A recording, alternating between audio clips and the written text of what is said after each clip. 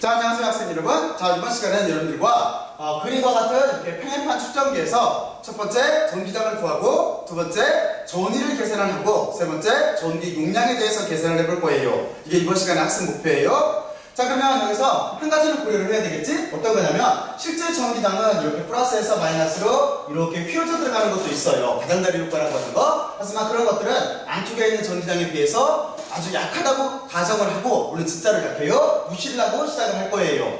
자, 그러면 여러분들이 여기까지 잘 이해를 했을 거라고 생각을 하고, 자, 첫 번째 전기장부터 계산을 해보죠. 첫 번째 전기장. 자, 그러면 전기장은 어떻게 계산을 하면 될까? 이 경우에 맞아요. 전기장을 계산하려면 우리는 가우스 법칙을 쓰면 돼요. 그러면 가우스 법칙이라고 하는 자체는 이것처럼 등호를 중심으로 안쪽에 있는 전하가 가우스면 서페이스면 안쪽에 있는 전하가 바깥쪽으로 바깥 공간에 전기장의 플럭스를 이렇게 만드는 거예요. 단지 여기에 이렇게 비례 상수값이 이렇게 들어가게 돼 있어요. 이게 가우스 법칙이에요. 자, 그러면 얘를 여기다 적용을 시켜야 되겠지? 그래서 먼저 제가 이렇게 빨간 색깔 라인으로 1면, 2면, 3면, 4면 해서 가우시안 서페이스면을 저렇게 잡아놨어요. 이거죠? 저게 가우스면이에요. 다른 말로는 저게 회곡선 면이에요. 자, 여러분들이 여기까지 잘 이해를 했으면 우리는 여기에서 전기장을 계산하려면 플럭스를 계산을 해야 되는데 네 가지 면을 다 고려를 해줘야 돼요. 1, 2, 3, 4면. 그러면 이렇게 쓸 수가 있겠지? 전기장의 플럭스라고 하는 자체는 어떻게 쓸 수가 있냐면 첫 번째 면, 전기장의 첫 번째 면을 통과하는 플럭스 플러스 두 번째 면을 통과하는 전기장의 플럭스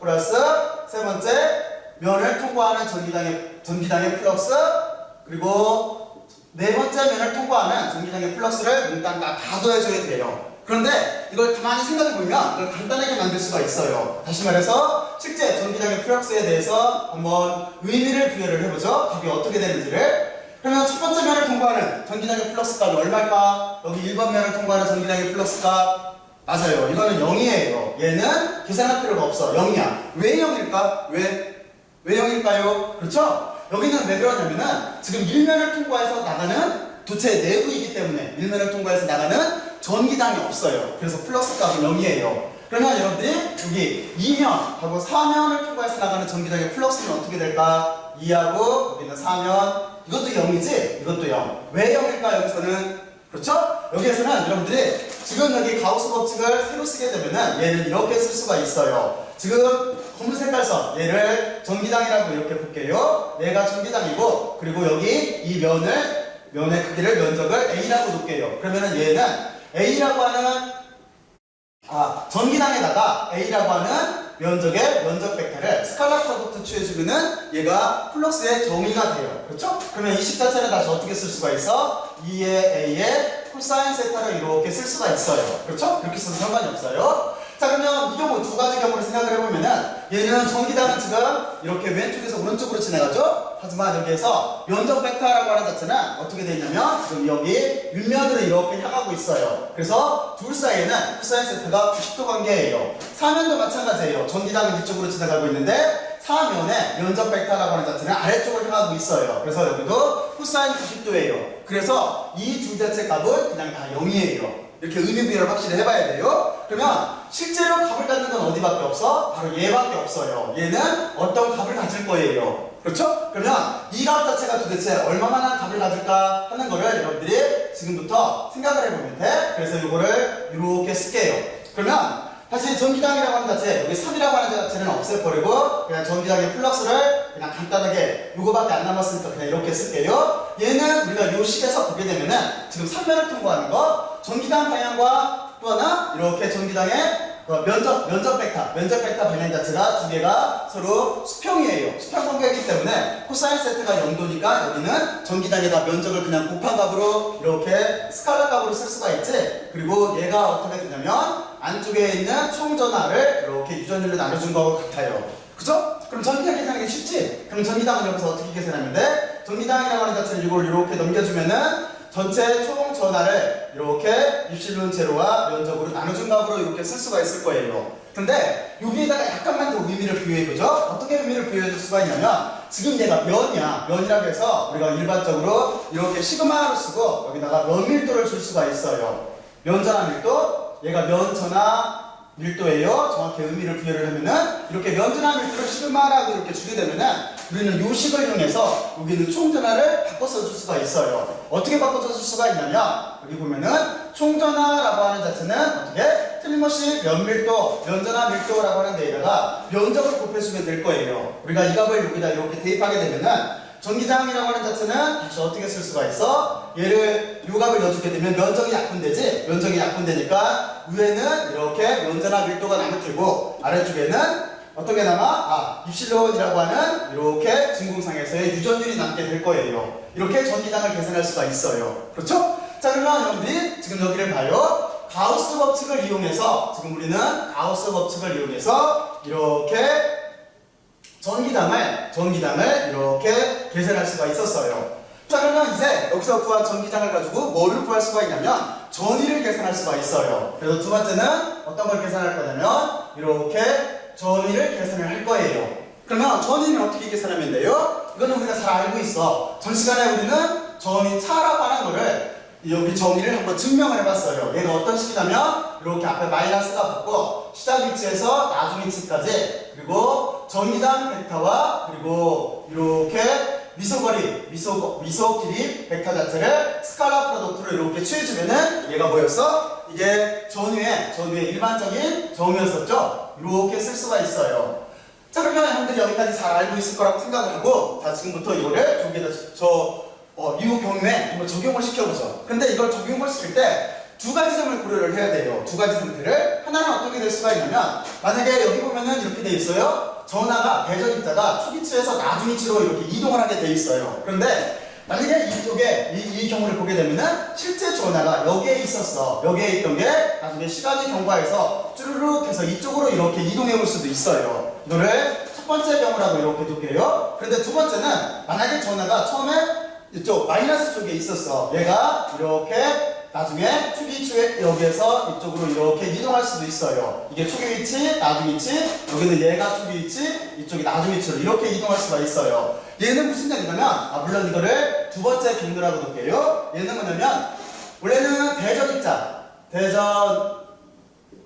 입자 이동 경로죠? 이동 경로인데, 또 하나 얘를 지금 여기를 보면은, 거리를 잘게 잘라서 다 적분하게 돼 있죠? 무슨 얘기냐면 이 물체가 여기 있다 점점 이렇게 진행한다는 소리예요. 그래서 얘를 다른 말로는 우리가 적분 경로라고도 볼 수가 있어요. 적분 경로. 자, 그래서 적분 경로를 이렇게 첫 번째 거, 두 번째 형태로 두 가지로 잡아줄 수가 있어요. 그래서 우리는 두 가지 경로로 나눠서 한번 생각을 해보고 의미 부여를 해볼게요. 그래서 첫 번째는 어떻게 된 거냐면 얘가 왼쪽에서 오른쪽으로 이렇게 대전 입자가 이동을 했을 때예요. 자, 그러면 이 경우를 생각을 해볼게요. 그러면 전위차라고 하는 자체는 어떻게 쓰면 돼? 이렇게 마이너스가 있고 초기 위치하고 나중 위치를 정해줘야 돼요. 그런데 우리가 여기서 이렇게 하죠. 초기 위치 여기를 0이라고 하고 여기 면적을 A를 이쪽으로 뺄게요. 초기 위치를 0이라고 하고 여기에서 이렇게 거리가 D만큼 이렇게 움직였다고 볼게요. 그러면 얘는 틀림없이 초기 위치 0인 위치에서 거리가 D만큼 이렇게 움직였을 거예요. 그러면 전기당은 어떻게 쓸 수 있어? 전기당 얘를 쓰면 되지? 그런데 여기에서 지금 보면은 전기당과 여기서 보면은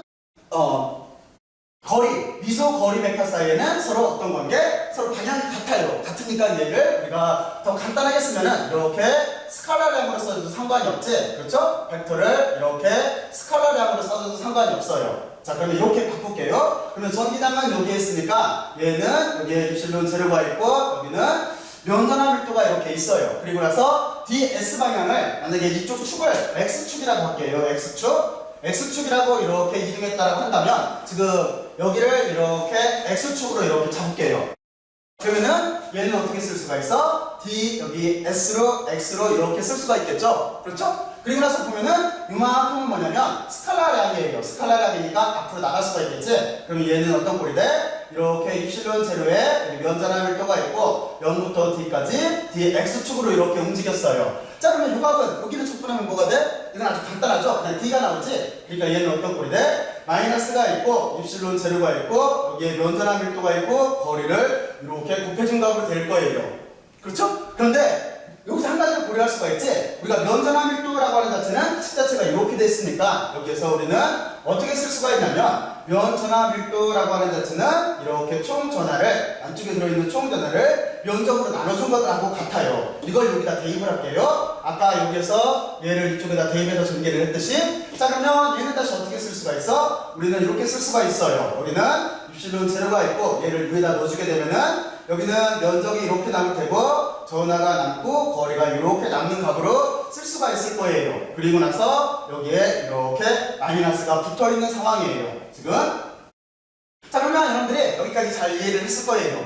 자 그러면 먼저 첫 번째 경로 왼쪽에서 오른쪽으로 움직일 때 일대를 구했지? 그러면 두 번째 경로를 한번 구해보죠. 일단 두 번째 경로 두 번째 경로는 어떻게 되는 거냐면 지금 바로 이런 것처럼 이 경우처럼 전하가 마이너스 쪽에 있다 플러스 쪽으로 이동할 경우예요. 그래서 그거를 그냥 이렇게 화살표로 표시를 할게요.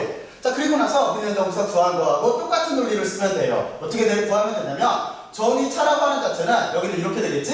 축의 위치가 뒤에 있어요. D부터 0으로 움직인 거지? 그렇지? 그러니까 여기는 D부터 이렇게 0까지를 움직였고 그리고 전기장 자체는 저기 있는 것처럼 이렇게 면전화 밀도를 유전율로 나눠주면 되고 그리고 나서 dx 방향으로 이렇게 움직였어요. 그리고 나서 나머지도 똑같죠? 얘는 상수값이니까 앞으로 나갈 테고 마이너스가 있고 입실론 제로가 있고 여기 면전화 밀도가 있고 d부터 0까지 이렇게 dx 꼴이 될 거예요. 그럼 여기 접근하면 뭐 나와? 그렇죠? 여기는 마이너스 d가 나오지? 그래서 앞에 마이너스가 있으니까 두 개가 없앨게요. 없애줘서 여기는 플러스 입실론 제로에 이렇게 시그마가 있고 면전한 밀도가 있고 거리를 곱한 값으로 빠질 거예요. 그리고 나서 우리는 이 논리를 똑같이 쓸 수 있지? 여기다 값을 대입을 하게 되면은 어떻게 되냐면 여기는 플러스 값에 어떻게 되냐면 이렇게 유전율이 있고 면적이 있고 이렇게 총 전하에다가 거리를 곱한 값이 이렇게 나올 거예요. 그럼 여러분들이 직관적으로 보더라도 서로 값이 똑같아요. 크기 값이. 단지 뭐가 틀려? 마이너스 플러스라고 구호만 틀려요. 그렇죠? 여기가 마이너스가 붙어있고 이쪽은 단지 플러스가 붙어있어요. 그래서 자 요거에 대해서 잠깐 의미 부여를 잠깐 해볼게요. 이거는 아주 간단해요. 먼저 첫 번째 전위 입장으로 본다면은 얘는 무슨 소리? 여기 마이너스가 붙었다는 소리는 뭐냐면 얘는 플러스 쪽에서 다시 말해서 전위가 높은 쪽에서 전위가 작은 쪽, 낮은 쪽으로 움직였다는 소리예요. 이쪽은 반대겠지? 이쪽은 전위 입장으로 본다면 플러스 쪽에서 이것처럼 이렇게 마이너스 쪽으로 입자가 대전 입자가 이동했다는 소리예요. 이해갔죠? 아 여기가 플러스 쪽이 아니지? 여기가 이렇게 지우고 이쪽은 전위가 낮은 쪽에서 전위가 높은 쪽으로 이동한 거죠. 여기서는 전위가 낮은 쪽에서 높은 쪽으로 이동한 거지? 첫 번째는 전위가 높은 쪽에서 낮은 쪽으로 높은 쪽에서 낮은 쪽 그리고 낮은 쪽에서 높은 쪽으로 이동했다는 소리예요. 자 그리고 나서 두 번째 얘를 만약에 전기당 입장으로 본다면 이건 무슨 얘기냐면 대전 입자가 전기당과 같은 방향으로 움직였다는 소리예요. 같은 방향으로. 그래서 그랬지? 전기당이 왼쪽에서 오른쪽으로 가는데 대전 입자도 왼쪽에서 오른쪽으로 갔죠? 바로 그 소리야. 그리고 나서 얘는 무슨 소리냐면 그럼 어떻게 되겠어? 전기당은 지금 왼쪽에서 오른쪽으로 가고 있는데 대전 입자는 오른쪽에서 왼쪽으로 가고 있지? 그치? 반대로 움직였다는 소리지? 그래서 여기 전기당 입장으로 본다면 얘는 플러스가 붙었다는 소리는 반대 방향으로 움직였다는 소리예요. 자 그러면 여러분들이 여기 부호 플러스와 마이너스를 보고 나서 전위와 전기당 입장에서 어떻게 되나 하는 생각을 이렇게 한번 해봤어요.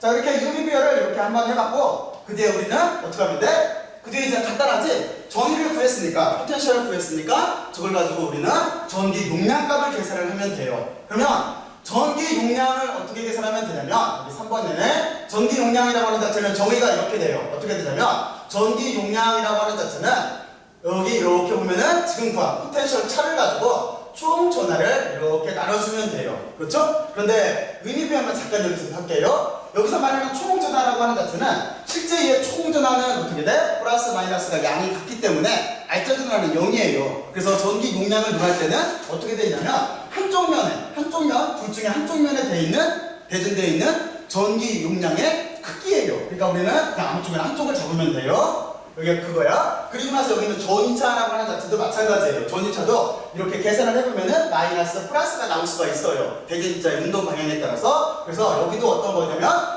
두 개의 어느 쪽으로 계산을 하든지 간에 전위차의 크기예요. 다시 말해서 전기 용량이라고 하는 자체는 이것처럼 한쪽 면에 대전되어 있는 그 전기 용량을 여기 보면은 전위차의 크기로 나눠준 거예요. 그러면 우리가 여기에서 구한 값을 여기다 이렇게 넣게 되면은 어떻게 돼? 지금 여기 Q의 인이라고 쓴 얘가 전체 총전한 거지? 그렇지? 그래서 둘은 약분이 돼요. 약분이 돼? 없어져? 그러면은 얘는 어떻게 남겠어? 입실론이 이렇게 남을 테고, 그리고 나서 여기는 반대로 들어갈 테니까 거리에 대한 텀과 이렇게 면적에 대한 텀으로 이렇게 빠질 거예요. 지금 총전하가 여기는 Q인이라고 쓴 얘하고 이게 총전하예요. 여기는 얘가 총전하예요. 총전하니까 둘이 약분돼요. 삭제돼요. 자, 그러면 여러분들이 여기까지 잘 이해를 했을 거라고 생각을 하고, 자, 여기서도 다시 한번 이제 이게 무슨 뜻인가 하는 의미를 한번 부여를 해볼게요. 자, 이거는 의미 비유가 아주 간단해요. 첫 번째는 어떤 게 있어? 먼저 면적이 있지? 아주 간단해. 면적이 커지면은 어떻게 돼? 전기 용량도 커질 수밖에 없는 거지. 그렇죠? 면적이 커지면 전기 용량도 커져요. 그리고 두 번째, 거리라고 하는 자체는 거리가 작아져야 전기 용량이 커져요. 무슨 얘기냐면 거리가 얘였어요. 여기서부터 여기까지 거리였어. 그러니까 둘 사이의 간격이 좁아져야 전기 용량이 커진다는 소리예요. 다시 말해서 면적은 커져야 전기 용량이 커지고 거리는 좁아져야 전기 용량이 커진다는 소리예요. 자, 그러면 여러분들이 여기까지 이해를 했을 거라고 생각을 하고, 그리고 세 번째 또 하나가 남았지? 입실론 제로라고 하는 거. 입실론 제로는 얘는 뭐냐면 진공에서의 유전율이에요. 진공에서 유전율이야. 진공에서 유전율이라고 하는 건데 얘는 뭐하고 비교를 해봐야 되냐면 이렇게 그냥 입실론이라고 쓰면 얘는 뭐냐면 물질의 유전율이에요. 물질의 유전율. 그런데 항상 어떻게 되어 있냐면 진공에서 유전율이 1이기 때문에 물질에서 유전율이 항상 이렇게 커요. 무슨 얘기냐면 여기에다가 어떤 유전체를 집어넣게 되면은 지금 이 식에서처럼 전기 용량이 커진다는 거예요. 이해갔죠? 사실 이 개념을 이해를 하려면 여러분들이 유전상수라고 하는 개념을 생각을 해봐야 돼요. 유전상수라고 하는 자체를 우리가 참고적으로 보면은 유전상수라고 하는 개념이 뭐냐면은 유전상수라고 하는 자체는 얘는 물질에서의 유전율을 진공에서의 유전율로 나눠준 값이에요. 다시 말해서 유전상수는 이렇게 카파로 쓰게 되는데 K가 아니고 카파예요. 보통 이렇게 카파로 쓰게 되는데 얘는 물질에서의 유전율을 진공에서의 유전율로 이렇게 나눠준 값이에요. 그러니까 항상 카파라고 하는 유전상수 값은 항상 진공보다 클 수밖에 없어요. 그래서 유전상수가 대강 무리 80이에요. 그러면 무슨 얘기냐면 지금 이것처럼 유전체 속에 지금 이것처럼 평행판 측정기 속에 물만 집어넣어도 전기 용량이 80배 커진다는 소리예요. 이해갔죠? 이해들 갔죠? 또는 만약에 유전율이 큰 것도 있어요. 티탄산스트론튬이라고 하는 걸 집어넣게 되면은 얘가 대강 어느 정도 커지냐면 233배 정도나 전기 용량이 커져요. 이런 종이 같은 걸 집어넣게 되면은 종이는 약 3.7이에요. 그래서 여기에다가 평행판 사이에다 종이를 넣게 돼도 전기 용량 자체가 약 3배 정도 커져요. 3.7배 정도 커져요. 자, 그러면 여러분들이 이것처럼 간단하게 이렇게 의미를 알아봤고, 자, 이제 실제적으로 다시 돌아가서 그러면 어떻게 계산했나 하는 거를 다시 한 번만 생각을 해볼게요. 자, 그러면 여러분들은 이렇게 계산했어요. 먼저 가우스 법칙을 이용해서 전기당을 이것처럼 계산을 했어요. 그래서 이 전기당을 원래 이렇게 전위에 대한 식에다 집어넣어서 우리는 뭘 구했냐면 지금 이것처럼 포텐셜을 계산을 했어요. 그쵸? 그리고 이 포텐셜을 이렇게 전기 용량값에다 집어넣어서 구하려고 하는 전기 용량을 계산을 했어요. 자, 그러면 이렇게 구하는 방법이에요. 여러분들이 이 방법에 대해서 잘 숙지를 해보고 이제 실무학습을 해야 되는데, 실제 축전지라고 하는 자체는 이것처럼 평행판만 있는 게 아니에요. 대표적인 게 원통형도 있고 그리고 또 하나 구형도 있어요. 이 문제에 대해서도 여러분들이 지금 했던 이걸 기본으로 해서 한번 똑같아요. 전개하는 방법이. 그러니까 한번 여러분들이 침착하게 차근차근 생각들을 한번 해보기를 바래요. 자, 그러면 열심히들 들어주셔서 고맙고 수고들 많이 했어요.